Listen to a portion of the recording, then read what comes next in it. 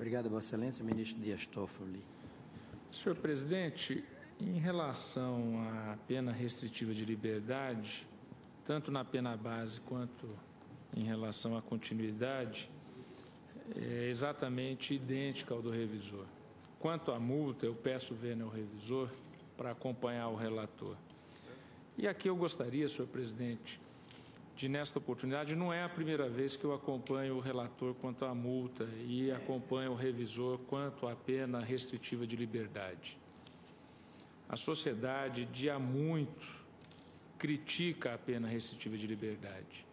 Nós tivemos, e hoje estão nos jornais, declaração do ministro da Justiça.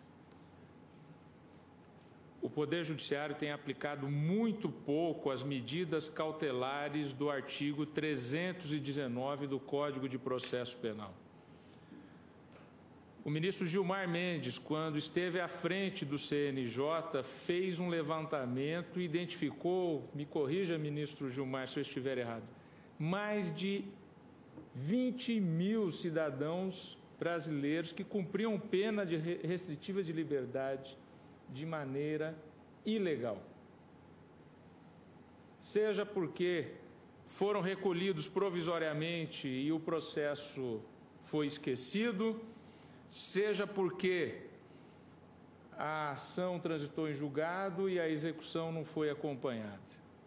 Tive a oportunidade de dizer em alguns eventos públicos que foi, naquela oportunidade, a maior política pública de direitos humanos a desenvolvida pelo ministro Gilmar Mendes em relação àquele procedimento do CNJ de apurar as prisões brasileiras.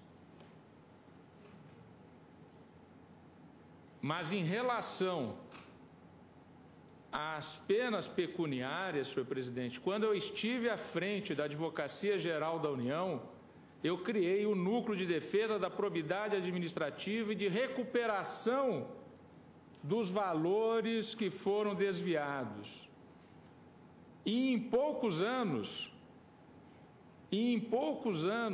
já foram bilhões, não foram milhões, ministro Marco Aurélio, que foram recuperados, executando as decisões do Tribunal de Contas da União, executando as investigações administrativas feitas pela Corregedoria Geral da União,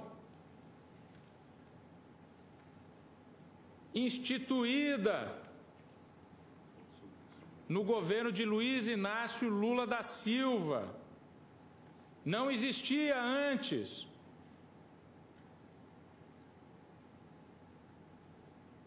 Já ouvi leituras dizendo que o pedagógico é colocar as pessoas na cadeia, o pedagógico é recuperar os valores desviados. Muitas vezes no cálculo custo-benefício, o cidadão pode levar, vale a pena passar algum tempo na cadeia pelo custo-benefício que eu vou ter? Porque depois eu vou usufruir dos meus valores auferidos ilicitamente. Estou aqui a justificar, senhor presidente, nobres colegas, as razões pelas quais eu tenho, no que diz respeito às penas restritivas de liberdade, tendo uma visão, digamos, sem medo de dizer o que eu penso, mais liberal.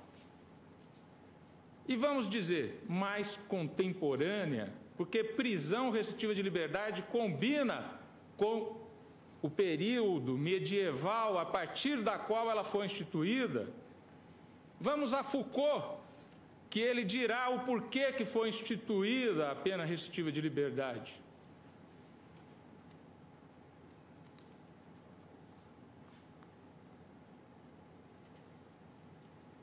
Vamos ser contemporâneos. É por isso que, no que diz respeito às multas, eu tenho sido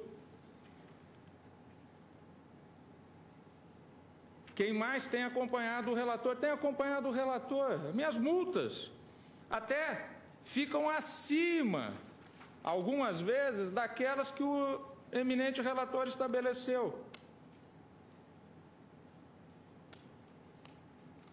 Mas temos que cobrar multas daqueles que realmente agiram com o intuito de solocupletar, diante de tudo aquilo que foi debatido nesse processo.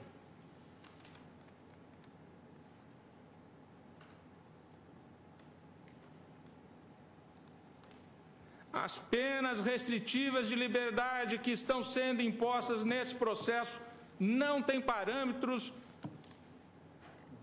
contemporâneos do judiciário brasileiro.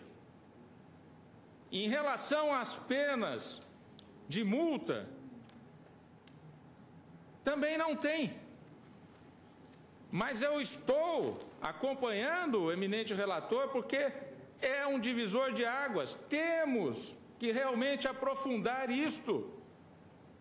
Aquele que comete um desvio com intuito financeiro, e de tudo que foi colocado aqui, o intuito final era um intuito financeiro. Não era violência, não era atentar contra a democracia, porque a democracia brasileira é muito mais sólida do que isso. Não era atentar contra o Estado Democrático de Direito, porque o Estado Democrático de Direito é muito mais sólido do que isso.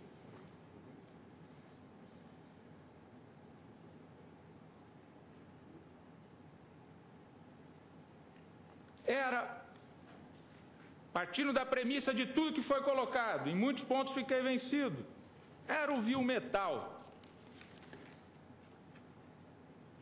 Que se pague com o vil metal.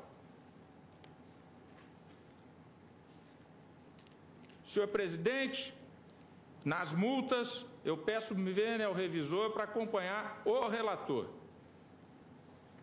O relator. E temos que repensar o que estamos a sinalizar para a sociedade brasileira em termos de cumprimento de pena. Crimes contra o ser humano são apenados, volto a dizer o que eu já disse aqui outro dia, com penas mais leves do que essa em termos de restrição de liberdade. Pessoas que não são violentas. Vamos e venhamos. Pessoas que não agridem o ser humano, do ponto de vista da violência real. Temos aqui uma banqueira condenada. Como foi dito, uma bailarina. Que ameaça real essa pessoa traz à violência da convivência humana?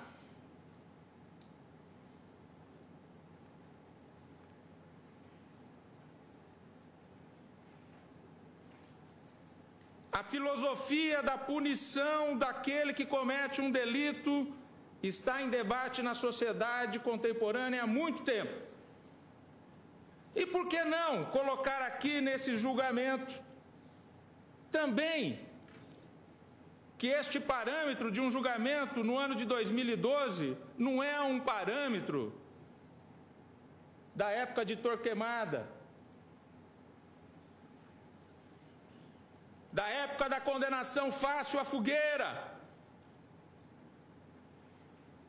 Eu fico pensando, senhor presidente, temos aqui pessoas que desde 2006 não têm condições de sair à rua.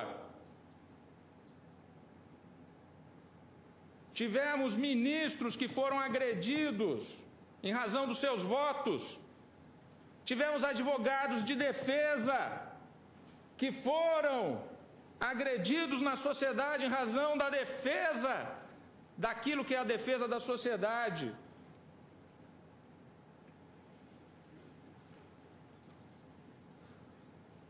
Em que época nós estamos vivendo? Temos que repensar isso. Estamos aplicando a lei. Ninguém aqui está deixando de aplicar a lei diante da sua ótica, diante da sua visão. Não é isso que eu estou a dizer. Eu estou aqui a refletir não sobre o passado. Estou aqui a ponderar sobre todo o significado de tudo quanto já ocorreu e os efeitos simbólicos disso.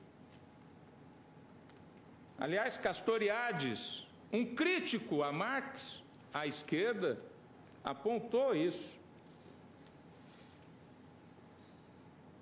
O quanto o simbólico passa a preponderar na sociedade contemporânea, e ó que ele escreveu isso, já não é tão contemporâneo assim. O que o simbolismo vale para hoje? Dentro da minha filosofia, dentro da minha ótica, senhor presidente, para mim pesa mais os efeitos pecuniários do que os efeitos restritivos de liberdade.